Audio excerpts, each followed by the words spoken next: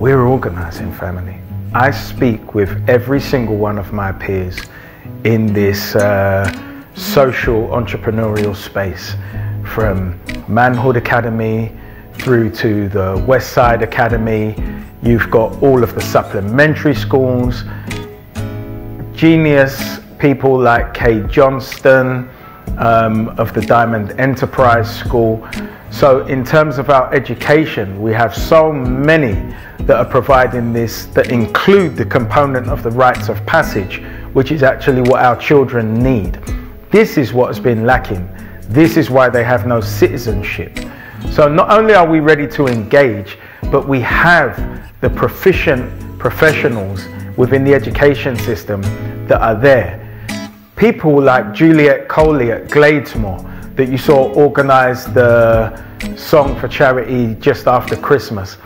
These are amazing and exceptional people that if you speak to their students, and I've had the privilege, especially in terms of Juliet, to meet students that she had 15 years ago or 10 years ago that have told me stories that she wouldn't even be privy to, young men, about how she supported them.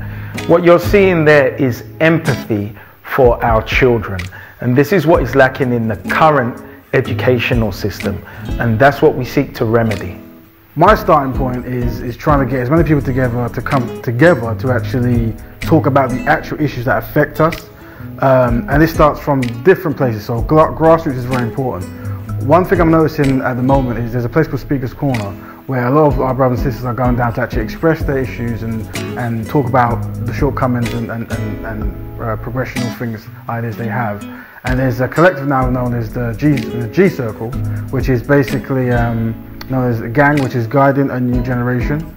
So a lot of our young who are caught up in street culture, they have an avenue to go and talk, express, and try to actually find tangible solutions to issues they're going through. Now, one of the actual solutions is actually education, and actually being dedicated to education and try to find industries and work with other like-minded people to find finance, commerce, training, and so forth. So this is one of the many things that's going on, and hopefully the more we reach out, the more we're going to find. So that's one of the keys, that there's so many what I'm describing as black betterment collectives, but the challenge that we set ourselves is for us to unite. And even today where I'm at, there's some wonderful brothers and sisters who I'm going to have network with, because this is the key.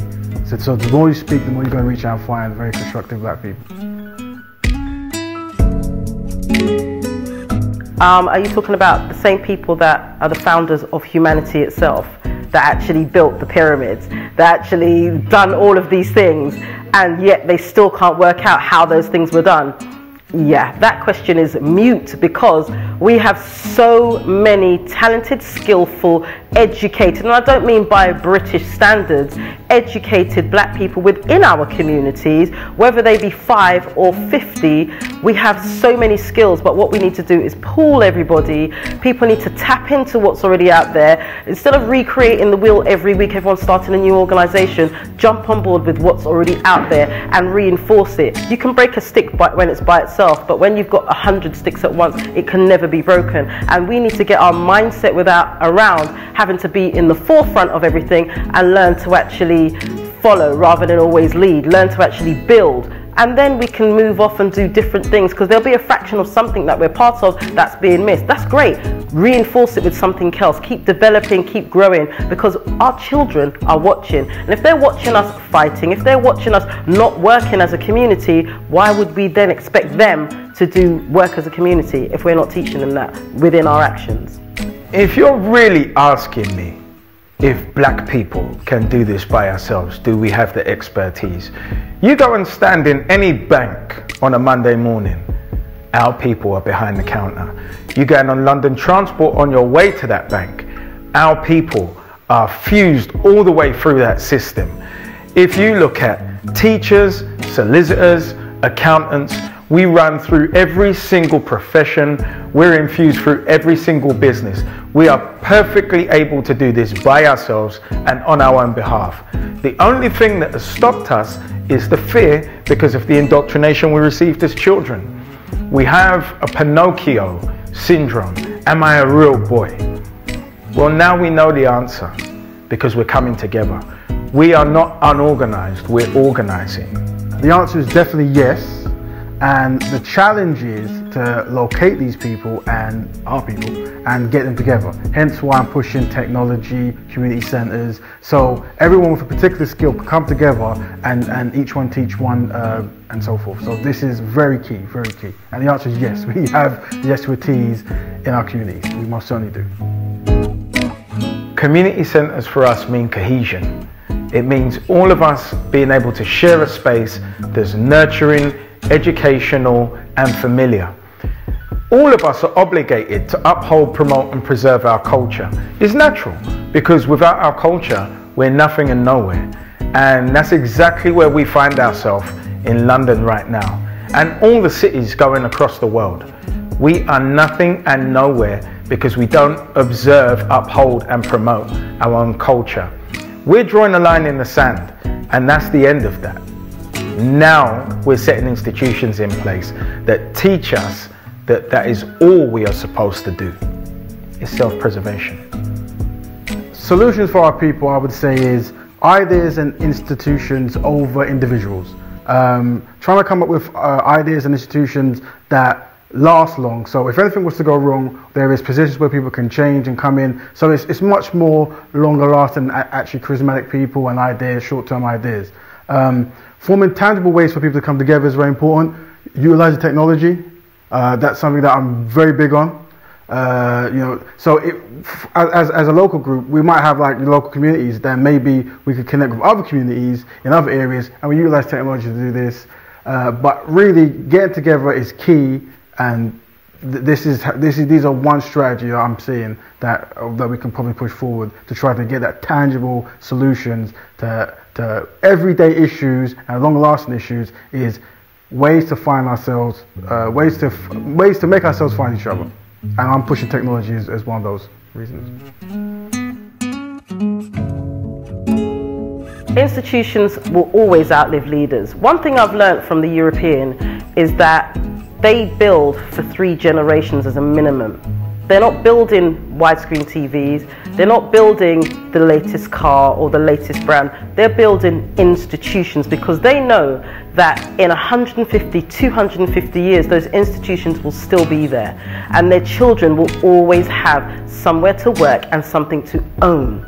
So unless we are building institutions for our children, not for us, for our children, and leaving legacies that will last 300, 400, 500 years, just like when we look back in Africa, just like when we look at the Egyptian pyramids, again I draw back to them, because that's what, nearly 10,000 years old.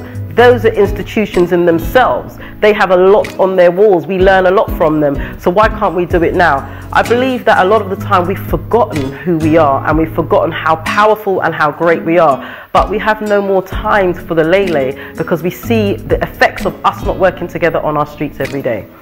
Although when I was 18, some of my brothers nicknamed me Malcolm X, I have no desire to be Malcolm X. I would rather be a member of an institution that I knew had a 300-year plan for our people so that we could experience the kind of continuity that you see in Stamford Hill, that we can have the kind of autonomy and safety that you see in Stamford Hill. You see, when we become organized, everybody else will fit within the needs and demands of our community. We just need to know what it is. We're a people that don't particularly have any criteria for what we do. We turn up and we accept. But in us organizing now, we're doing something different. We're establishing a set of criteria, which is here, and we have a set of demands, and they will be met. I would say it could be, there's many issues, but we can try picking through. Education. When we don't have a focused education group, then we become very integrated in other ideas. And historically, from what I've seen, when we become integrated in other ideas and other challenges, we don't necessarily focus on ours, and we're distinct people with distinct needs. So by us coming together, this will be the solution. So I would say one of the issues is it's very good to reach out to other communities, but I think that has been a kind of shortcoming that we've gone through. So that is why I'm saying we haven't necessarily found tangible solutions from what I've seen. That's a fantastic question. We always reach a precipice in terms of our development, and then somebody comes with a bag of money and says, we'll make you an employee, or we'll give you a position within inside our organization. And where we've got that Pinocchio syndrome, am I a real boy, we take it. And then after 5 years of being in that office, the rent goes up and we don't have anything else, and we start again. There is no legacy. There's a point where you draw a line in the sand and you stop and you do something different. As a businessman, I make different mistakes. Wisdom is born from making mistakes. It's not made, you don't gain wisdom from doing the right thing. Company policies and procedures come via mistakes. They're the lessons. So we've made enough mistakes. So when we keep asking, why hasn't this been done before? Let's not speak to lay people. Let's not have naysayers in the room. Purely, keenly, proficient professionals who are going to execute exactly what we need as a community and establish these institutions that last. We've heard from a chartered accountant as to how easy it is for businesses to donate to a charity and then receive that as a tax write-off. Why aren't we? You see, you could receive an Investors in Community kite mark and actually build a community that you can't escape. You see, because of your levels of economy, you believe that you can escape being black. Well, you can't, because your children are still in schools with people who have no empathy for them. This is why the black child agenda get as much work as they do. So now we've been forced to see the brightest and best who separate from the rest of us become crucified. Bill Cosby was a great example. You could name many of them. There is no escaping. As a limited company, there are several ways you can donate to a charity. You can give money, you can give equipment, and what we call trading stock. You can give property, land and shares, employees, secondment of employees to charities, and sponsorship programs. And by giving to charities in this way, what you are capable of doing is reducing your taxable profits, as such reducing your corporation tax liability. If you were to treat it as an expense, that wouldn't be the effect. If you were to give equipment, you can claim full capital allowances on the equipment that you give, which is obviously a very good for you as a business. And so yes, this is I think is a very good area if you're a business and you want to have impact within your community to strongly consider, because not only do you save tax at one end, but you're also having an impact within your community. So it's a good area to speak to your professional advisor also too about.